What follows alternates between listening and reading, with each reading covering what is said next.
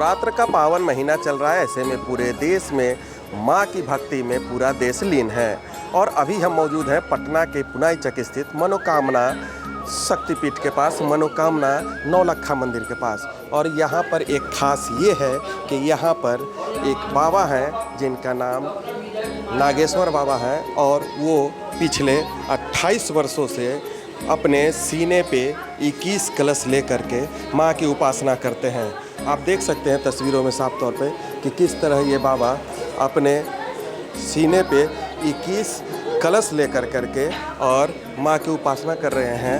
और इनमें कितनी एनर्जी है, जिस तरीके से ये बाबा यहाँ पे उपासना कर रहे हैं, इनको देखते हैं, बाबा से बात करते हैं। बाबा, अपने बारे में बताइए कुछ। जय माता जी। परिचय दीजिए अपना। नाम श्री श्री 108 बाबा नागेश्वर दास, उम्र 64 साल। कलसा को 28वां साल होने जा रहा है, 21 कलसा। मेरा उपदेश है धर्म की जय हो, अधर्म की नाश हो, प्राणियों में सद्भावना हो, हमारे देशवासियों को कल्याण हो। 64 साल की उम्र में इतना एनर्जी मिल रहा है, आप 9 दिनों तक आसन पे स्थायी रहते हैं, कहाँ से? ये तो माँ की कृपा है। किस तरह रहते हैं ये तो माँ जानती है, मुझे भी पता नहीं है कि मैं कैसे रह जाता हूँ। इस उम्र में इतना भक्ति में लीन है, ये उपासना का शक्ति है, आप क्या संदेश देंगे लोगों को? ये 28 साल होने जा रहा है, लोगों को संदेश तो देते ही रहता हूँ, और जब तक रहूँगा देते रहूँगा। अब इससे बढ़ के मैं क्या कहूँ। ये बाबा हैं और ये नौलक्खा दुर्गा मंदिर जो है, मनोकामना मंदिर जो है, यहाँ के पुजारी हैं, इनसे बात करेंगे। बाबा लगातार 28 वर्षों से यहाँ पे उपासना कर रहे हैं, कैसे, किस तरीके से देखते हैं? सर्व मंगल मांगल्य शिवे सर्वार्थ साधके शरण्य त्र्यंबके गौरी नारायणी नमस्तुते।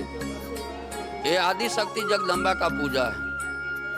माता रानी के आशीर्वाद से ही इस दुनिया में हम रहते हैं। रात में सोते हैं, दिन को घूमते हैं, फिरते हैं, खाते हैं, पीते हैं। ये सब माँ की शक्ति होती है। माँ कहती है या देवी सर्वभूतेषु छाया रूपे न संचिता, नमः तस्यै नमो तस्यै नमो तस्यै नमो नमः। यानी कि हम एक एक जीव में छाया रूप में निवास करते हैं। हमारे इच्छा से आप खाना खाते हैं, हमारे इच्छा से पानी पीते हैं। माता रानी पे बाबा नागेश्वर को इतना विश्वास होता है कि बाबा 28 वर्ष से नित्य क्रिया से वंचित रहते हुए न अन्न जल उनको लेना है, यहाँ तक कि गंगा जल का एक बूंद भी बाबा नहीं लेते हैं। और बाबा तपस्या करते हैं। बाबा उन लोग को दिखाना चाहते हैं जो सनातन पे उंगली उठाते हैं। वो आवे मंदिर में और देखें कि बाबा जो 21 कलश लिए हुए हैं, 21 में गंगा जल पैक है। और बाबा का शरीर पे जो आप कलश देख रहे हैं, उसका वजन 70 केजी के करीब है। ये नौलक्खा माँ की शक्ति है। नौलक्खा माँ के मनोकामना माँ भी कहा जाता है। ये मनोकामना माँ इसलिए कहते हैं कि जो भी भक्त आज तक यहाँ आए हैं, उनकी गोद भरा है, उनकी झोली भरी है। ये हमारी माँ की शक्ति है, और शक्ति की ही बदौलत बाबा नागेश्वर तपस्या करते हैं। क्या नाम हुआ आपका? अजीत कुमार झा, नौलक्खा दुर्गा मंदिर, न्यू सचिवालय, पटना। जिस तरीके से देखिए पुजारी जी बता रहे थे कि ये जो कलश 21 कलश है, इसका वजन करीब 70 किलो है। और ये 70 किलो का वजन लेकर के नागेश्वर बाबा ये 64 वर्ष की उम्र में ये उपासना में लीन है, ये भक्ति में लीन है, माँ की भक्ति में लीन है।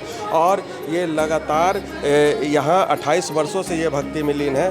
तो आप देख सकते हैं किस तरीके से ये भक्ति की शक्ति है कि यहाँ पे लोग आ रहे हैं, इनका आशीर्वाद ले रहे हैं। मनोकामना नौलक्खा मंदिर है, देखिए यहाँ पे कुछ भक्त भी हैं, इनसे बात करेंगे। कहाँ से आए हैं? हम लोग पास में ही रहते हैं, मंदिर लगातार मतलब आते रहते थे। फिर यहाँ पे बाबा के बारे में जाने, फिर इस बार बाबा का आशीर्वाद लेने के लिए ज़्यादा टाइम मंदिर पे रहते हैं अभी, क्योंकि ऐसा कहा भी जाता है शास्त्रों में, भगवान के भक्त की जब सेवा करी जाती है तो आशीर्वाद ज़्यादा मिलता है भगवान का। तो इसलिए इनकी बहुत बड़े भक्त हैं।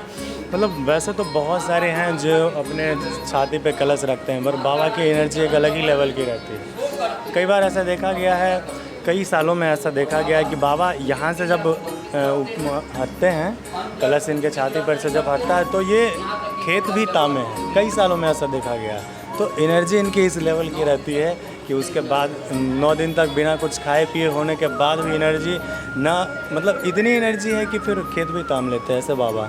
और आशीर्वाद तो इनका बहुत लगता है। और ये आप क्या करते हैं? हम तो अभी स्टूडेंट ही है, पढ़ाई करते हैं, पर थोड़ा मंदिर आते रहते हैं। धर्म के प्रति खिंचाव आपका? धर्म के प्रति खिंचाव घर से ही होता है। जब माता पिताजी अगर और दादा दादी जी हमारे सब धर्म से जुड़े हुए हैं, उन्हीं से सीखे हैं, फिर उनके बाद आगे धर्म में ही सब कुछ है। आज के युवाओं को कुछ बताना चाहेंगे? युवाओं को यही बताना चाहेंगे कि इस कलयुग में जो जितने खिंचाव हैं, उन खिंचाव सबसे बच के धर्म में ज़रूर ही जुड़ के रहना चाहिए, क्योंकि धर्म में जुड़कर ही, और जैसे गीता में बताया भी गया है कि बिना धर्म से जुड़े आदमी का जो जीवन है वो संपूर्ण हो ही नहीं सकता। अंत में सबको भगवान के धाम ही जाना रहता है, और भगवान का धाम बिना भगवान के शरण में रहे, बिना भगवान की भक्ति किए नहीं जाया जा सकता। क्या लगता है आज के युवा धर्म से कट रहे हैं क्या? कट तो रही हैं, और ये कलयुग है। कलयुग में ऐसा सारा साधन मौजूद है जो जिससे कि युवा आसानी से कर सके। लेकिन अगर भगवान की थोड़ी थोड़ी भी भक्ति करती रही जाए तो भगवान अपने भक्तों को उन चीज़ों से रोकते हैं, बचाते हैं। भगवान उनको मौका देते हैं ज़रूर कि तुम इन कलयुगी चीज़ों से बच के रहो, भगवान के शरण में रहो, तभी आगे बहुत सारा चीज़ हासिल कर पाओ। धर्म से जुड़ेंगे तो उन्हें फ़ायदा होगा?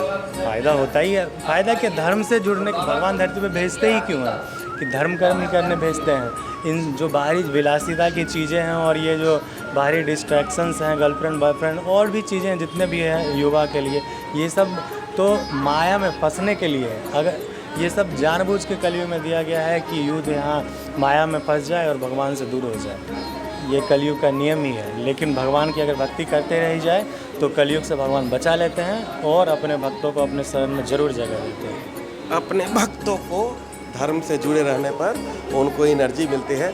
आप इस भीड़ को देखिए, पहले भीड़ को दिखाएंगे कि ये भीड़ है, ये बाबा से आशीर्वाद लेने आए हैं। चूँकि ये मनोकामना नौलखा मंदिर के नाम से प्रचलित है ये मंदिर, और यहाँ पर बाबा 28 वर्षों से ये 70 केजी का ये कलश, 21 कलश, और बाबा का उम्र 64 वर्ष। और ये आपको ये भक्ति की शक्ति ही है, ये उपासना ही है जो इनको इतना शक्ति देती है कि 9 दिनों तक ये न जल, न खान पान और न ही नित्य क्रिया में ये लीन होते हैं, किसी तरह का काम नहीं करते हैं, और ये सिर्फ आसन पर 9 दिन माँ की भक्ति में लीन रहते हैं। ये नौलखा मंदिर से अभी हम आपको दिखा रहे थे। और भी खबरों से, और भी पटना की ये नवरात्रि से जुड़े पंडाल और कहाँ कहाँ घूमना है, कैसे पूजा करनी है, कहाँ कहाँ जाना है, ये पूरे नवरात्रा का ये एपिसोड में हम आपको बताएंगे कि पटना में क्या करें और क्या ना करें। हमारे चैनल से जुड़े रहें, बिहार अपडेट्स को देखते रहें, लाइक करें, सब्सक्राइब करें। धन्यवाद।